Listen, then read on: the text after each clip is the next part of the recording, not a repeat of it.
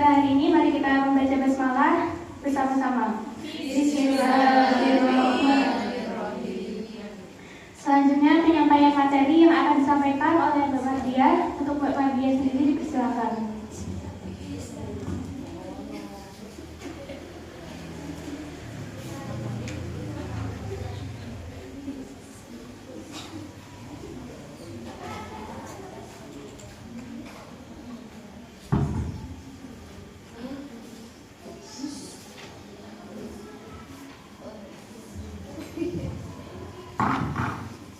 Assalamualaikum warahmatullahi wabarakatuh. Waalaikumsalam warahmatullahi wabarakatuh. Gimana kabarnya Mbak? Sehat semuanya? Alhamdulillah, luar biasa. Alhamdulillahirabbil alamin. Bismillahil awal qabla kullil awal wal akhir ba'da kullil akhir. Wal awal wal akhir wal zahir wal batin. A'udzu billahi minasyaitonir rajim. Bismillahirrahmanirrahim. Ya ayyuhalladzina amanu kutiba 'alaikumus syiyamu kama kutiba 'alal ladzina min qablikum la'allakum tattaqun. Al-ayat shadaqallahul azim. Yang saya hormati pengasuh Pondok Pesantren Mahasiswi Al-Khazini Kiai Haji Muhammad Khazin dan Min Nur Wahida. Yang saya hormati segenap pengurus Pondok Pesantren Mahasiswi Al-Khazini dan teman-temanku yang seperjuangan yang saya cintai. Pertama, marilah kita panjatkan puja dan puji syukur kehadirat Allah Subhanahu wa taala yang telah memberikan rahmat dan taufik hidayahnya kepada kita semua sehingga kita berkumpul di majelis ini dalam keadaan sehat walafiat. Tak lupa sholawat dan salam semoga tetap tercurah limpahkan kepada junjungan kita Nabi Agung Nabi Muhammad SAW, kepada keluarganya, kepada sahabatnya, kepada tabi'in-tabi'innya, kepada kita semua selaku umat Nabi Muhammad agar mendapatkan syafaatul uzma dari Rasulullah SAW. Sesuai tema pada kali ini kita akan membahas tentang puasa tapi nggak sholat. Mungkin banyak dari kita semuanya bertanya-tanya, kira-kira orang yang suka berpuasa tapi masih meninggalkan sholat, kira-kira puasanya sah atau enggak? Sah atau enggak? Sebenarnya bukan masalah tentang sah atau enggaknya, tapi tentang kualitas dari puasa itu sendiri. Kenapa? Ada salah satu hadis yang diriwayatkan oleh Imam Bukhari. Bagaimana penggalannya, yaitu itsruku ta'amuhu wa syarabahu. Tinggalkanlah makan dan minum. Jadi Bapak meninggalkan makan, tidak minum, tidak makan. Tapi qauluz zur, tidak meninggalkan perkataan kotor, tidak meninggalkan perkataan kasar. Ini baru hal-hal kecil atau hal-hal yang sifat dosanya itu masih di bawah dari ketika kita meninggalkan sholat.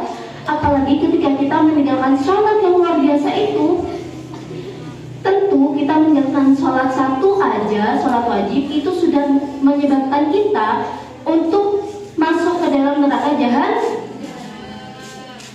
Man taraka sholatan khamsan tarkuhu muta'ammidan fajaza'uhum jahannam khalidan fiha. Na'udzubillahi min itu adalah yang sering dikumandangkan di masjid-masjid bahwa apabila kita meninggalkan sholat pasti hukumannya adalah neraka jahanam. Oke, kita puasa nih, bagus kita puasa. Diibaratkan semua perbuatan kita, amalan kita, misalnya mbak-mbak nih suka mengaji, pinter, terus amalannya bagus, berbakti kepada orang tua. Tapi itu semua bernilai ibadah enggak? Bernilai. Puasa bernilai enggak? Bernilai. Tapi itu semuanya nilainya masih di bawah dari nilai dari sholat. 0, 0, 0. Satu ibadah ibadah, ada satu ibadah yang nilainya 1 dan ditaruh di depan, yaitu apa? Yaitu sholat. Misalnya Mbak Mazini, puasa bagus, oke, ada 0. Mbak Mazini ada zakat, ada 0. Terus Mbak Mazini suka sedekah, ada 0. Tapi kalau kita suka sholat, maka ada satu nilai yang menjadi di depan dari 0 tersebut. Sederhananya gini, Mbak Mazini suka melaksanakan semua perintah dari Allah Subhanahu wa Ta'ala. Nilainya 0. Kalau 0 aja bernilai enggak? Enggak kan? Tapi kalau ditambah satu amalan yang nilainya 1, yaitu apa? Tadi sholat, itu akan menjadi nilai yang plus. Karena sholat itu adalah tiang agama. As-sholatu imaduddin. Sholat itu adalah tiangnya agama. Tidak ada di dunia ini yang bangunannya kokoh tanpa tiang. Di pondok ini aja kita lihat pasti ada tiangnya.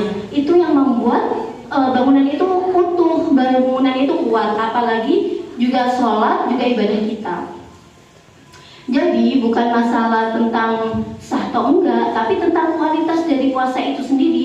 Kalau kita suka puasa tapi meninggalkan hal-hal lainnya, maka puasa kita tidak bernilai di hadapan Allah Subhanahu wa Ta'ala.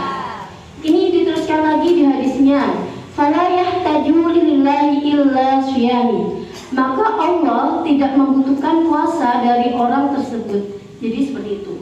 Di sini juga ada nih, apabila kita berpuasa, ada dua hal yang menyebabkan batalnya puasa, yaitu yang pertama yaitu sebab mubtilat, yang kedua yaitu sebab mufsidat. Sebab yang pertama, sebab mubtilat. Apa sih sebab mubtilat? Jadi kalau misalnya Mbak makan, minum, itu batal nggak? Batal. Nah, itu langsung batal kan? Yang terlihat dari fisik itu Mbak, itu namanya sebab mubtilat. Langsung makan, Bapak kalau puasa langsung makan, langsung minum, langsung kan kita tahu kalau itu batal. Kalau disengaja, ketahuan langsung kalau itu batal karena makan ya karena minum. Yang kedua, ada yang lebih bahaya dari makan dan minum, yaitu apa? Yaitu sebab yang kedua, sebab mufsidat. Kenapa? Karena sebab ini tidak disadari Bapak. Misalnya puasa tapi masih menyakiti hati orang lain. Puasa tapi gibahnya jalan terus. Puasa tapi kata-kata kasarnya tidak ditinggalkan. Maka kata Allah tadi apa? Allah tidak menerima puasa dari orang tersebut. Tapi bukan berarti kita udahlah nggak usah terawih, misalnya gini, udahlah aku udah terawih, udah puasa, tapi emang sih masih meninggalkan ibadah-ibadah lainnya, katanya puasanya gak diterima. Gak gitu. Puasanya gak gitu. Jangan menjudge seseorang karena gak sholat, gak beribadah lainnya, tapi masih puasanya jalan. Jangan, kamu gak usah puasa deh, kan kamu kan gak makan. Kamu gak usah puasa deh, kan kamu kan gak sholat, gitu. Nah gak gitu. Cara mainnya gak gitu. Tetap aja sholatnya, tetap kita doakan, mudah-mudahan dengan sholat tersebut menjadikan sempurna gara-gara puasa yang dia lakukan. Bukan kita harus baik dulu baru kita puasa, tapi kita berpuasa untuk memperbaiki diri sehingga kita nanti insya Allah kualitas puasa kita pun menjadi puasa yang diterima oleh Allah Subhanahu wa Ta'ala. Mau nggak puasanya diterima sama Allah? Mau nggak puasanya diterima sama Allah? Mau ya, pasti semuanya ingin diterima, apalagi terkhusus di bulan suci Ramadan ini, pasti kita berharap penerimaan, mendapatkan keistimewaan dari Allah Subhanahu wa Ta'ala. Mudah-mudahan kita semua yang ada di sini, khususnya juga teman-teman yang nonton di live, kita doakan mudah-mudahan kita semua termasuk orang-orang yang puasanya mendapatkan ridho Allah, diterima oleh Allah Subhanahu wa Ta'ala. Jadi kesimpulannya, kuncinya kita sholat iya, puasa juga iya, melakukan ibadah lainnya pun juga harus dilaksanakan. Bisa dimengerti sampai di sini? Bisa ya, insya Allah. Mungkin sekian yang bisa saya sampaikan sebagai perwakilan dari kamar tercinta, kamar 10. Mudah-mudahan ilmunya bermanfaat. Di sini kita sama-sama belajar. Mudah-mudahan segala doa-doa terbaik menjadi pengkabulan dari Allah Subhanahu wa taala untuk kita semua. Amin ya Allah ya rabbal alamin. Mungkin sekian dari saya kembalikan ke Mbak Moderator.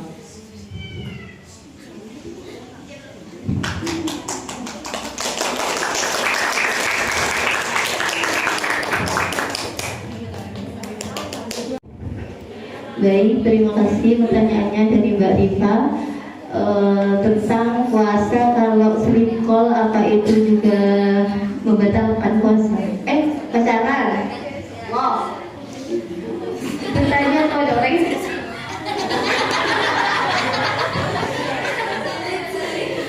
berat, nggak apa-apa. Kita sama-sama belajar di sini. Jadi kalau sudah namanya pacaran itu kan sudah jelas terpampang nyata ya. Tentang zina itu sudah pasti haram, pastinya haram. Diputus dulu nggak pacarnya sekarang? Nanti nyanyikan setelah hari nanti. Nggak gitu Astagfirullahaladzim.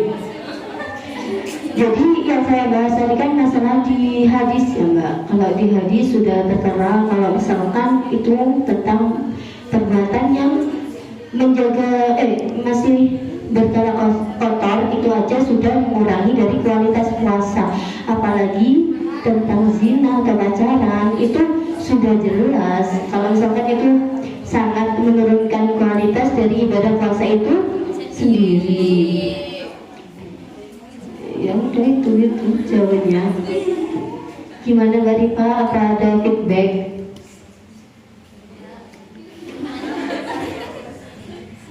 Terima kasih.